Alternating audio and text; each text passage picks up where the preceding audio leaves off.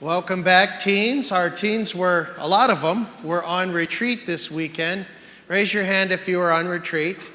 So a lot of our teens were on retreat this weekend, and they just got back a little while ago, and I'm sure in a fun and adventurous bus ride back. And they've been praying. They even did an hour of adoration in the middle of the night. Each group had to get up in the middle of the night on Friday night and Saturday morning and do an hour of adoration. And they came out, and I heard there was no complaining, that they woke up on their own. They got to keep their cell phones for part of their retreat, and so they set the clock, and they got up, and they got their blankets and their beanies and their long sleeve clothes and their jackets, and they went out because we had the Blessed Sacrament outside on an altar with beautiful candles, and they prayed in the middle of the night, and they were very responsible. So I'm so glad that they made it back safely, and I know you're tired, and you're probably ready to go home and collapse, and I know the core group, I don't know how they did it. I took a nap this afternoon. Matter of fact, when I was up there with you yesterday after confessions, I took a nap. I don't think the core group has gotten much of a nap, so they're ready to go home and collapse. But I have questions for you. The first reading, what book of the Bible was that from? Revelations. And who are those people that wash their cloaks in the blood? And they came out white. Who are those people? We talked about these people. I don't want the adults to say it. These people, they went through this great tribulation, and it's strange because I'm an outdoorsman, you know I hunt, and they washed their robes pure white in the blood of the Lamb. Who are those people?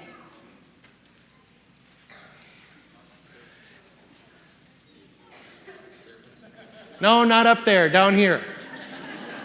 This is something day.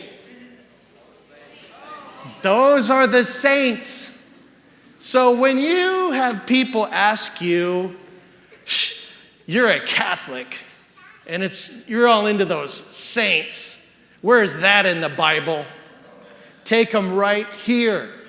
Revelation, the saints. This is one of my favorite feast days in the church, the Solemnity of All Saints. And I love it when it falls on Sunday, because normally it's a holy day of obligation, but we don't usually fill the church. We have a couple of masses, and some people have to work, and face it, some people just skip going to Mass, even though it's an obligation. But when it's on Sunday, we're all here, and we can really celebrate the saints. And so we have this incredible mural, right, of the cloud of witnesses spoke about in the writings of St. Paul. And we have over here the Queen of all saints, the Blessed Virgin Mary. And over here, right, the second one, right? If you had a tier, she'd be way up here. The angels would be down here. And St. Joseph would be here. And then the rest of the other saints would be under St. Joseph.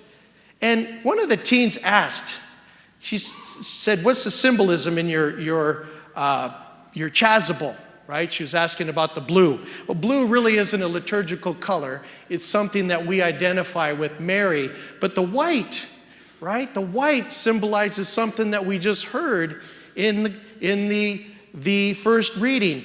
The saints that wash their robes pure white in the blood of the Lamb. White, symbolizing holiness. So, teens, you're on again. We're going to go down the list here. I'll give you a few, right? There's 4 people up here that just since I've been here to St. Timothy's have been canonized saints. St. Kateri Tekakwitha, St. Pope John Paul the 23rd, St. Pope John Paul the Second, and Junipero Serra. Teens, what did Junipero Serra do? Okay, anybody? He brought the faith to California, to the West Coast, before there were any Christians there. This guy is really important, teens. Even though he's not canonized a saint, somebody from Mexico was here earlier today and said, we love this guy. Who's this guy on the horse? See, they're not even waiting for the teens now. Padre Kino. Now, he's not called a saint, but he did bring the faith to southern Arizona, what is now southern Arizona. He's not a saint, maybe not yet, but I'll just bet you he's in heaven. Here's why. This guy's a man's man. He's tough. Now look, he's wearing that black cassock, riding in the Arizona sun on a horse. His riding partner died of a hemorrhoid condition. Can you imagine this guy through the dying process? Father Kino says to him, well, let's get back on the horse. Oh.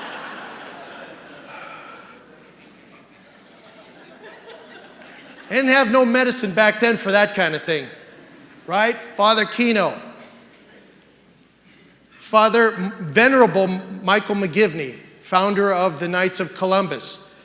Saint Juan Diego, or Blessed Juan Diego, the one that saw the Blessed Virgin Mary in the apparition of Our Lady of Guadalupe. Saint Catherine Drexel, Saint Martin de Porres, Saint John Vianney, patron saint of priests, Saint Clare, Saint Padre Pio, a more modern day saint who had the stigmata. His hands bled, he bared the wounds of Christ, and you can still see it if you go to YouTube. When he's saying Mass, he would wrap his hands and his hands would bleed. He loves Christ so much.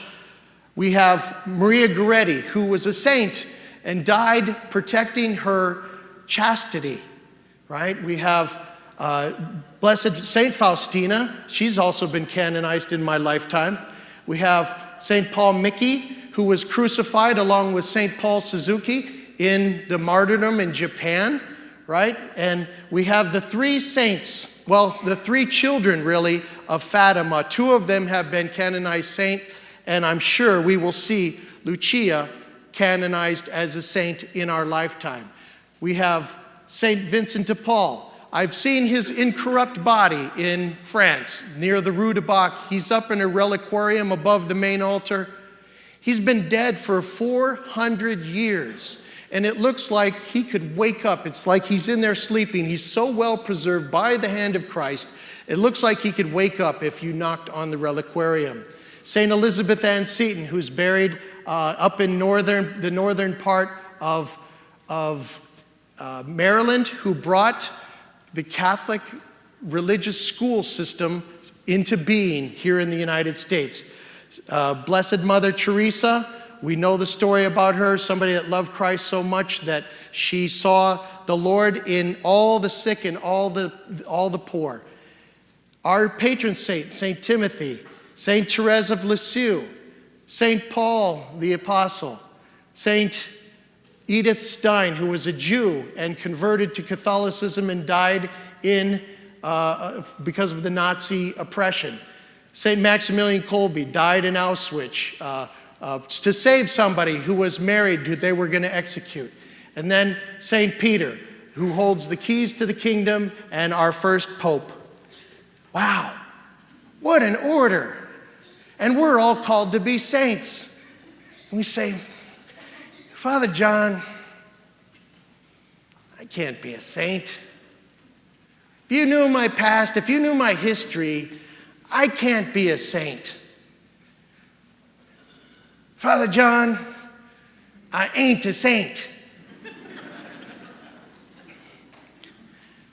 If you knew, Father John, I went to Vietnam.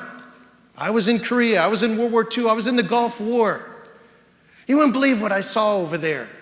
And I had to do some things that, now that I look back upon, I'm not real happy with.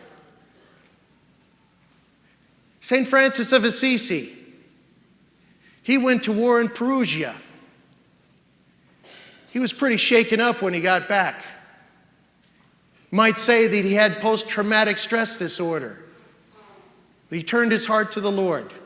gave away everything he owned. He was a man of privilege and followed Christ. Father, if you knew my family, you know, we don't have the best reputation, or we were very, very poor. And I think about those families who may have somebody attached to them, somebody infamous, maybe somebody like Ted Bundy or Dahmer, Jeffrey Dahmer.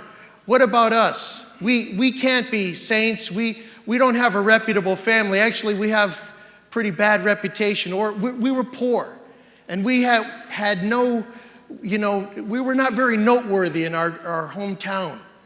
The three saints from Fatima, hard to get poorer than them.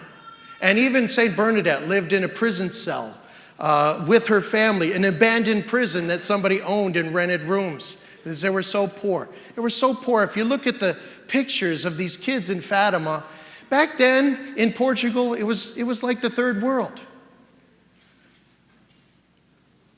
Father John, I come to church and I go to these classes, and the catechists are so smart. I'm not very smart. I can't be a saint. They're like Fredo in The Godfather. I'm not smart. I'm not smart.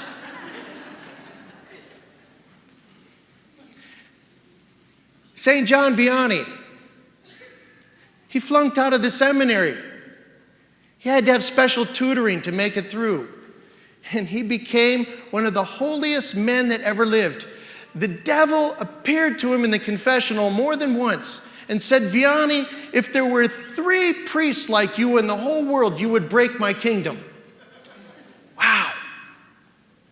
Father John, I can't be a saint. I drove somebody to an abortion clinic. I was complicit in somebody committing an abortion. I can't be a saint. St. Paul, the apostle, we know before his conversion, he was rounding up Christians to be murdered. We know that when they stoned Stephen to death, he stood there and watched over the cloaks as they pummeled St. Stephen with rocks until he died. You know why he carries the sword? Because that's how he died. He had this conversion to Christ. He became called the great apostle. He was the minister to the Gentiles, and he followed Christ so bravely that they severed his head from his body with the sword. They took his life with the sword. Brothers and sisters, every single one of us is called to be a saint. Well, how do I do it, Father? Here's where we can start. The Beatitudes that we just heard, that's the framework with which we can start. See, all of these, all of them had various levels of brokenness. And so do we. And they found the loving, healing mercy of God. And he brought them to holiness. Blessed are the poor in spirit, for the kingdom of God is theirs.